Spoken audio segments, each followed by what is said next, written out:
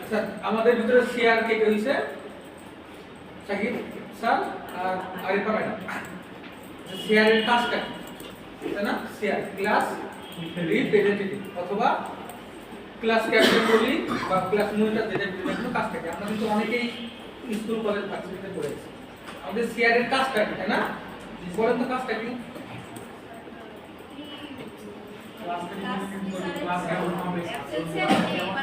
Very good class teacher যদি কোনো ক্ষেত্রে অ্যাবসেন্ট থাকে আমি তো আবার বলছি ক্লাস টিচার যদি কোনো ক্ষেত্রে অ্যাবসেন্ট থাকে সেক্ষেত্রে কিন্তু আপনাদের উপরে দায়িত্ব বেশি থাকে আবার বলছি কিন্তু ক্লাস টিচারের অবর্তমান এবং ওই সময়কার যে রিপোর্টটা সেটা কিন্তু আমাকে দিতে হবে যে এটা হইছে বা এটা সমস্যা বা এটা সমস্যা ক্লিয়ার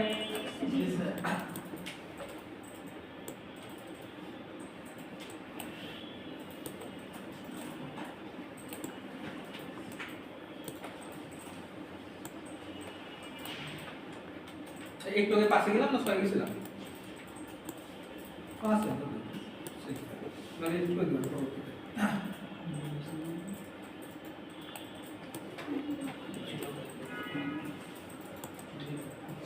দেখেন আমরা কিন্তু গতদিন কার্ভেচার টুল পর্যন্ত শেষ করছিলাম এবং আজকে স্টক প্যানেলটা দেখছিলাম এবং এর পাশাপাশি আমাদের যে শেপগুলো ছিল বিভিন্ন শেপগুলো দেখছিলাম এখন আমরা যেটা দেখবো পেন টুল যেমন গুরুত্বপূর্ণ টুল এইটাও অ্যাডোবি ইলাস্ট্রেটরের সবচেয়ে গুরুত্বপূর্ণ টুলের ভিতরে অন্যতম একটা গুরুত্বপূর্ণ টুল আমরা দেখব অ্যাডোবি ইলাস্ট্রেটরের অন্যতম গুরুত্বপূর্ণ টুল আমরা দেখব এটার নাম হচ্ছে সিগন্যাল টুল না টাইপ টুল টুলটা কি দেখব টাইপ টুলের এখানে যখন আমি মাউসটা নিয়ে যাই তখন আমি দেখব এখানে একটা অ্যারো চিহ্ন আছে তার মানে এখানে কিন্তু একটা টুল না এখানে কয়টা টুল নাই একটা টুল নাই এখানে কিন্তু অনেকগুলো টুল আছে আমি যখন মাউসের রাইট বাটনটা ক্লিক করব তখন কিন্তু বাকি যে টুলগুলো আছে বা যে টাইপ টুলগুলো আছে বাকি সেই টাইপ টুলগুলো কিন্তু আমরা দেখতে পারবো এখানে কি কি ধরনের টুল আছে টাইপ টুল আছে তারপর কি আছে এরিয়া টুল আছে টাইপের পার্ট টুল আছে তারপরে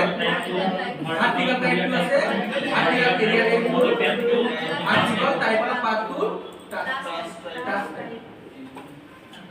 এখানে বেশি কিছু নাই আবার অনেক কিছু আছে এখানে বেশি কিছু নাই আবার অনেক কিছু বুঝতে পারলে একেবারে সহজ দেখেন এখানে তিনটা টুল আছে type tool area type tool type and part tool এই তিনটা যা এই তিনটাও সেম হইতে হবে এই তিনটাও যা এই তিনটা সেম এটা শুধু বাম থেকে ডানে লেখা হবে আর এই তিনটাই শুধুমাত্র উপর থেকে নিচে যাবে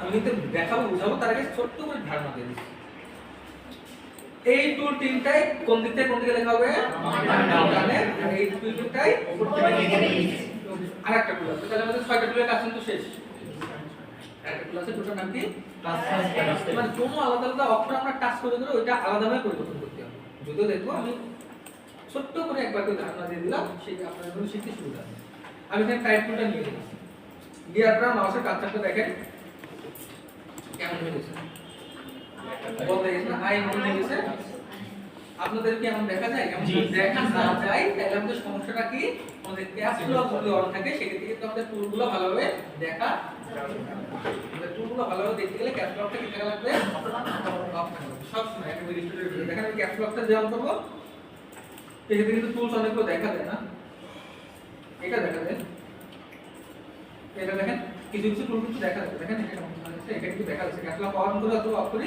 দেখা যাচ্ছে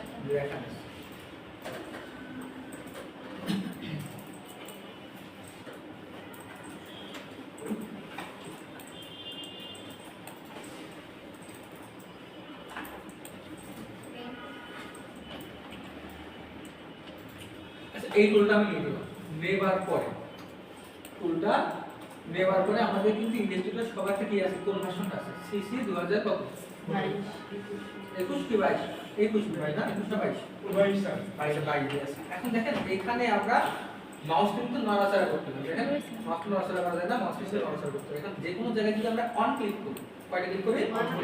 আমার লেখাটা কিভাবে আসবে? আগে থেকে কিন্তু নাই, শেষ ভাষণে কিন্তু নাই, এমন কিন্তু হতো না। এটা কিন্তু প্রিভিউ দেখায়। এটা কি দেখায়?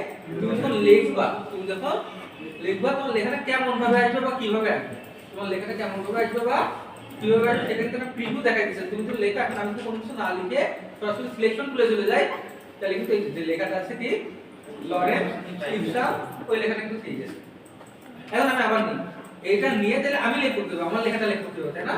এই টুলটা নিয়ে আমি লেখা শুরু করলে এটা ব্যাক স্পেস চাপা লাগবে না, ব্যাক স্পেসও চাপা লাগবে না, অটোমেটিক্যালি সিলেক্টেড হয়েছে। এখন আমি যা লিখবো অটোমেটিক্যালি সেটা লিখবো,